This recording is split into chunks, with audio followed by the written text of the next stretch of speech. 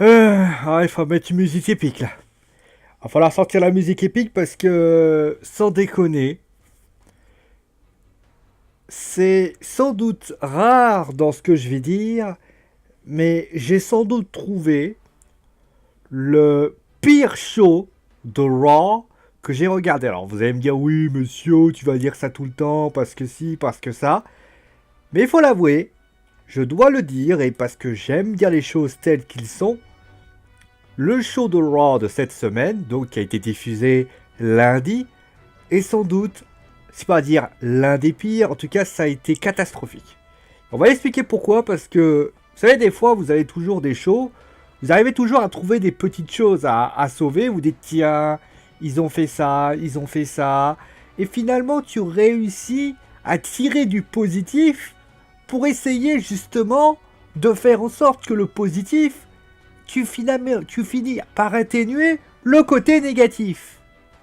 Et bah là, je dois avouer que en regardant ça, il y a forcément du positif, mais c'est tellement rien par rapport au négatif que je peux le dire, ce show est aujourd'hui l'un des pires shows de Raw. On avait l'impression, et pardonnez-moi si je le dis de cette façon, j'ai l'impression que la WWE était limite désintéressée par ça. Je suis désolé. Moi, quand j'ai vu le show, je me suis dit, mais attends, franchement, c'est une catastrophe. C'est une catastrophe dans les longues sphères, c'est catastrophique dans tout. Franchement, moi, j'ai trouvé que le show était ce qu'il y avait horrible. Mais justement, pour essayer d'expliquer ça, il faut bien évidemment débattre là-dessus. Et donc, on va bien sûr commencer déjà par ce qui s'est passé au début. Et donc, l'intervention speech de Baron Corbin, de Bobby Lashley, de Lio Rush et de Drew McIntyre. Alors, je vais vous avouer que donc ils étaient là bien sûr pour deux raisons, pour pouvoir fanfaronner, mais également pour mettre en avant bien évidemment la blessure de Braun Strowman qu'on a vu donc dans un spot, et donc pouvoir un petit peu se la péter, se la raconter par rapport à ça. Tous ont un petit peu parlé, tous ont un petit peu donné leur avis par rapport à ce qui s'est passé, et il y a eu donc l'arrivée donc d'Elias, qui a donc bien sûr cassé tout ça. Et j'ai envie de dire, mais quel début de show de nullissime. C'est pas français, je sais. Je veux dire, les trois, quand ils ont parlé, alors Drew McIntyre, c'est un peu mieux. Mais alors, Lashley, quand il est là, voilà. Corbin, quand il a commencé à parler, alors je sais pas si, d'ailleurs, je sais pas si Drew et Bobby ont parlé, je ne sais plus. Parce que je me trouvais avec Lio Rush. Mais Baron Corbin, quand il s'est exprimé, on avait l'impression que le mec... Mais on sait qu'il est nul en speech. Hein, c'est pas le speaker le plus impressionnant qui soit. Mais alors, quand tu le vois s'exprimer, c'est un heel de base. Et même dans ses actions, c'est un heel pauvre de base. Il n'apporte rien. Il n'est rien. Le mec, les gens le sifflent. Mais il pourrait l'acclamer, ce serait pareil. Il est fade. Il est nul. C'est le pire manager général de Raw que j'ai vu dans toute ma carrière. Et on a eu Mike Adamle. Mais Mike Adamle était limite un amateur. C'était normal qu'il galérait autant. Quand tu vois ce qu'il fait, quand tu vois comment Corbin, qui a notamment une expérience dans la lutte professionnelle, s'exprime, c'est un pauvre heel de base. Eric Bischoff, Vicky Guerrero, et bien d'autres. Mais ils peuvent, limite, mais ils doivent avoir honte. Quand tu vois ce que faisait l'autorité, quand tu vois tous les grands managers généraux et que tu vois ce mec qui pour moi est une honte dans son dispositif, il ne sait pas faire le bon heel. Être un heel manager général, c'est pas juste retourner la situation en fonction de ce que tu as. Il le fait sans arrêt. On le voit encore dans ce match. Le mec fait une disqualification et finalement, eh bien, il va changer la décision. Mais non! Mais c'est pas ça, être un manager général heel. Qu'il prenne des cours avec Vicky Guerrero, vous allez voir la différence. c'est une différence tellement criante que tu as l'impression d'avoir une déesse face à un rookie. Baron, c'est une catastrophe. Alors le match en lui-même était aussi mauvais, parce que voilà, clairement, c'était un match moyen, mais même, on aurait pu se contenter de la disqualification, en finir jusque-là, mais non, il a fallu que Monsieur Corbin, eh bien, en fasse trop. Parce que ce mec ne sait pas faire simple. Quand tu le vois s'exprimer, c'est pas simple. C'est trop compliqué. C'est pas compliqué d'être manager général. Si tu veux être heel, tu peux être un bon manager général. Mais regardez par exemple quelqu'un comme Eric Bischoff. Eric Bischoff, il parlait peu, mais il était efficace. Kurt Angle était manager général, mais Kurt Angle avait une bonne expression. Tu prends Hunter, oui, c'est des heels, mais c'est des heels qui, pour ainsi dire, avaient une justification. Best for business. Quand tu vois Baron Corbin s'exprimer, mais c'est une catastrophe. Et il le fait 2 fois d'ailleurs, on en parlera en fin d'émission. Mais clairement, moi, j'ai pas aimé ce début de show, que j'ai trouvé livide et sans intérêt. Après ça, on a eu donc on a eu, alors parce qu'on a eu autre chose entre temps. On a eu la Lucha House Party qui était là contre les Revival. On parlera d'Dean Ambrose avec Seth Rollins, vous inquiétez pas. Franchement, le match était intéressant parce qu'il y avait les points moyens qui étaient présents, mais c'est vrai que ça reste quand même extrêmement poussif. Ça donne pas envie de regarder ça. Et juste après, nous avons donc la promo de Lars Sullivan. Nous avons eu donc Nia Jax, qui est toujours sifflée par rapport à ce qu'elle a fait à Becky. Alors, Nia, deuxième speech, deuxième échec. Quand même, ils sont forts à la WWE. Surtout que c'est Ronda qui sauve le speech. Cherchez l'erreur. Nia, franchement, moi j'adore Nia. Mais Nia, c'est une force irrésistible, c'est une puissance. C'est une puissance, et juste quand elle fait ça, elle montre sa puissance. C'est-à-dire qu'avec un point, elle a réussi à mettre à mal la championne féminine de SmackDown. Ok. Mais elle est obligée de faire des mimiques comme le visage. Genre, ah, vous avez vu, j'ai vu ce que j'ai fait. Ah, j'ai fait. Ta gueule. Il faut que j'imite Ronda. Non, c'est pas toi. C'est pas Nia. Nia, elle a pas besoin de faire la grognasse qui fait là. Vous avez vu, j'ai battu Nia. Vous avez vu, j'ai Ronda. Non, t'as pas besoin. En plus, Tamina est un pot de fleurs. Je suis désolé. Tamina Snuka, ça fait des années qu'elle est là. La seule chose qu'elle a réussi à faire, c'est d'avoir des matchs de championnat. Mais c'est un pot de fleurs. Vous avez vu les pots de fleurs? Vous avez vu les pots de fleurs dans les pièces de théâtre? Bah c'est elle. Il faut qu'elle arrête. C'est un pot de fleurs, Tamina. Qu'elle arrête d'être un pot de fleurs. Qu'elle montre juste... Prenez Drew McIntyre, Ziggler. On voit, il y a une sorte de méli-mélo. Là, Tamina, c'est un pot de fleurs. Et je vais te dire, un pot de fleurs, ça fait pas grand-chose. Surtout à la WWE. Bon, après, Ronda... Pire, c'est que Ronda, elle arrive. Et je suis désolé, Ronda, quand elle est arrivée, eh ben, t'avais l'impression d'avoir... Pardon de le dire. T'avais l'impression d'avoir une force caractéristique. Ronda, speech, impressionnante. Franchement, elle a bien relevé le niveau, qui était déjà très bas. Après, moi, il y a eu l'attaque de la Riot Squad, qui ne servait absolument à rien. D'ailleurs, Ronda a un peu mis le ménage. Natalia qui est arrivée. Pourquoi pas. Voilà. Hein. Et donc, on se disait, bon, moi déjà, ça fait déjà 2 heures, 1 heure que ça se passe. C'est un peu long, mais on va essayer de trouver de l'espoir dans le désespoir. Et donc, on est tombé aussi dans l'aspect école maternelle. Avec ça. Je veux dire, vous savez, on peut avoir une blague et la trouver drôle. Mais à un moment donné, une blague, ça doit rester drôle. Le côté j'ai fait pipi sur moi, à un moment donné, on dirait élève de primaire, maternelle. Donc déjà, on l'avait déjà dit dans le Wrestling Show de Survivor Series.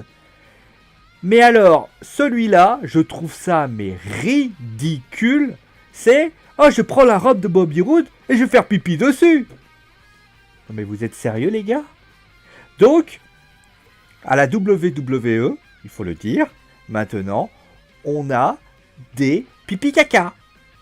C'est qu'en fait, on est tombé, on est supposé avoir un show adulte, ce qui justement avait lieu la semaine dernière, parce que je rappelle que la semaine dernière, on avait des escaliers et tout, on était quand même d'une certaine violence, et je dois l'avouer qu'il y avait vraiment un mind game et tout, à du pipi caca. C'est-à-dire que, clairement, on est en primaire.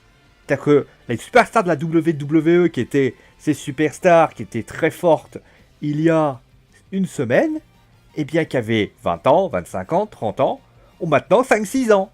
Pipi caca. On est arrivé à là, c'est-à-dire qu'on est vraiment dans du pipi caca. Et je suis désolé, c'est une... En plus, le match en lui-même, il est intéressant, mais encore une fois, quel intérêt Dave Merrick a à faire ce genre de choses? Je suis désolé, Bobby, mais moi je vois ça, je trouve ça ridicule. C'est ridicule et triste. Donc après ça, donc on s'est dit, bon, il va falloir qu'on relève un peu le niveau. Et on a eu Ember Moon qui faisait face à Rihanna. Bon, match intéressant. Bon, après Ember, on voit très bien qu'on compte pas pour l'instant sur elle. C'est bien dommage. Mais alors, pour information, elle change de partenaire Mixed Match. Autant que de copines, que de copains, de petits copains pour une rappeuse ou un rappeur. Clairement, c'était voilà. Bah, après, le match était intéressant. Merci quand même d'avoir permis la victoire de Jinder Mahal contre No Way Jose, parce que à un moment donné, j'ai eu très peur pour Jinder. Les deux matchs étaient sympathiques, mais sans plus. Voilà, c'est correct. Enfin, même moyen. Mais voilà, moyen correct. Après ça, donc on s'est dit, ça fait déjà 2 heures. 2 heures que ça dure. Enfin, pour nous, ça fait 1h30. Mais il faut que vous imaginez que c'est long. C'est long. Et là, on a eu, justement, Seth Rollins qui est arrivé. On va parler un petit peu de 2 choses. On va parler bien sûr d'Dean Ambrose, qui a donc décidé de se faire des piqûres par rapport à ça. Alors que l'arbitre ressemble beaucoup à Christian. Alors, j'ai trouvé que c'était un bon... Alors, le speech de Dean Ambrose, ça reste toujours très sympathique. Alors, certains trouveront ça ridicule, moi j'ai trop bien aimé. J'ai bien aimé parce que je trouve ça... Voilà, c'est... Il faut que ce soit, voilà, très sûr, il faut que ce soit amusant, et qu'on soit clair là-dessus. Moi, j'ai bien aimé. Je trouvais que le speech était bien, etc. Donc, après, il a dit, je serai là la semaine prochaine. Pourquoi pas? Pourquoi pas? Alors après certains me diront, oui, mais attends, tu fais du pipi caca, t'aimes pas? Le rire de Nia Jax, tu aimes pas? Et Ambrose, il fait des piqûres, tu trouves ça bien? Oui, mais, je veux dire, c'est bien d'amener. C'est ça la différence, c'est que Ambrose amène bien son truc. En fait, Ambrose, il fait des piqûres parce qu'il pense qu'il y a des virus à Alabama, à Houston, ou je ne sais où. Et ça, je trouve ça très bien. Ça fait rire, ça fait... Moi, ça m'a fait sourire. Je me suis dit, putain, il faut quand même y aller. Le connard, quand même, il pense qu'il peut choper des maladies vénéneuses dans des pays. Ça, c'est bien. Et on le voit d'ailleurs, en plus, c'est bien amené. Et donc, le match, finalement, de Seth Rollins... On va pas parler rapidement du speech de Seth Rollins, parce que je le trouve... Voilà, il radote un peu, mais bon, d'un côté, c'est quand même compliqué pour lui, sachant qu'il ne peut pas vraiment faire un interview entre Ambrose et lui. Et donc, eh bien, il y a le match entre Seth Rollins et Dolph Ziggler. Et putain, après 2 heures d'émission, on a enfin un bon match. Putain, il a fallu 2 heures pour qu'on nous sorte un bon match. Moi, j'étais là en train de me dire, putain, ça va être très long. Et ben, on a sorti un bon match. Seth Rollins a fait un bon match. Ziggler a fait un bon match. On nous a fait vraiment un super match. Ça allait dans tous les sens. Franchement, quand on a 2 techniciens sur le ring, ça ne peut être que bon. Et donc, après, c'est un open challenge. C'est normal que... Après, bon, on s'est fait un peu spoiler dans le sens où on sait très bien que Ambrose et Rollins vont s'affronter à TLC. Mais moi, en tout cas, j'ai adoré. Et donc, Seth Rollins gagne le match. Pourquoi pas, c'est très bien. Et donc, après ça, on s'est dit, allez, ça fait 2 heures que ça a lieu.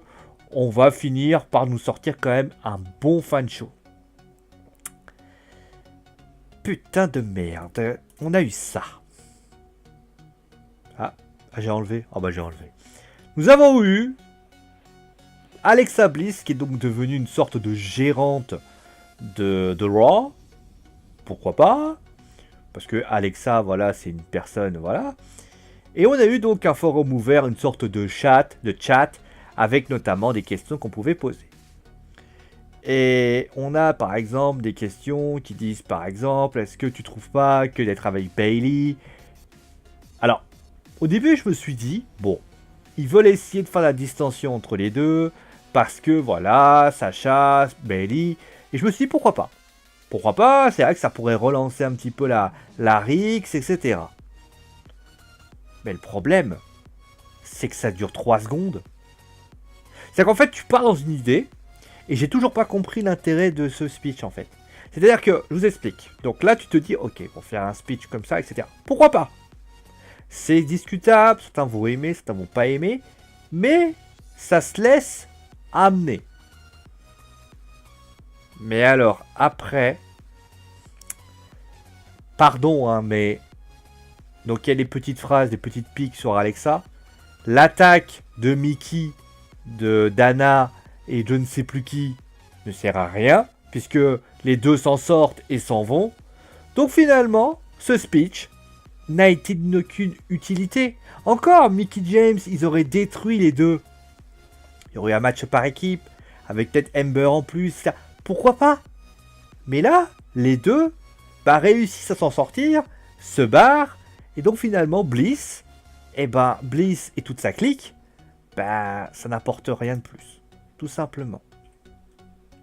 C'est triste hein, de dire à ce point-là que vous vous rendez compte qu'on avait la possibilité de faire un gros truc et que c'est de la merde. C'est de la merde parce qu'au final tu te dis, d'accord, c'est ça qu'on va avoir.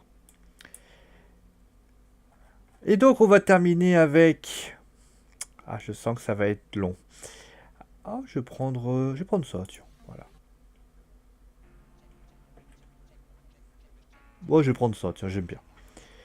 Et donc, on va passer bien sûr au main event.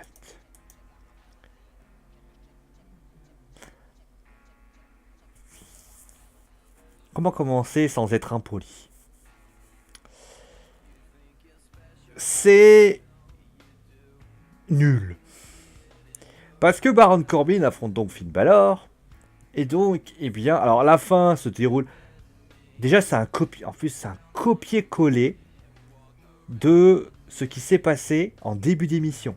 C'est-à-dire qu'en début d'émission, tu as un événement qui se passe avec un truc qui se passe avec une sorte de storyline. Et là, il se repasse la même chose. Alors bien sûr, Elias était blessé, il pouvait pas venir, nanana. Mais j'ai envie de dire, encore une fois, c'était tellement mieux fait. Le temps de l'autorité. Je prends juste un exemple. L'autorité. L'autorité, c'est permis de faire un peu la même chose. Après les avoir virés. Il y avait une vraie passion. Là, en fait, t'as un mec qui abuse de son pouvoir. Faut revoir, revenez à ce qui s'est passé en début d'émission. Vous allez avoir le même discours. C'est nul. C'est un il bidon. Enfin, il GM bidon. Il n'apporte rien. C'est un il bidon. Il favorise 3 mecs. Enfin, 2 mecs, pardon. 2 mecs en plus. Qui sont McIntyre et Lashley.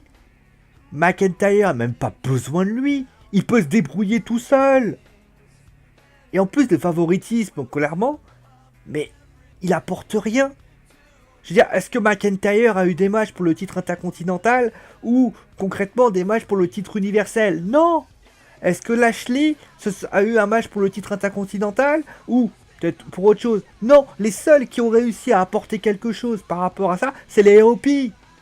Et encore une fois, oui, on a vu les AOP. Hein, pipi caca. Donc, moi je veux le dire, c'est nul. C'est une vraie bouse. Et, pardon de le dire, c'est un show qui est...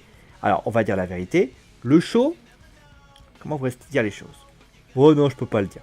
Le show est nul. Le show est nul. Et voilà.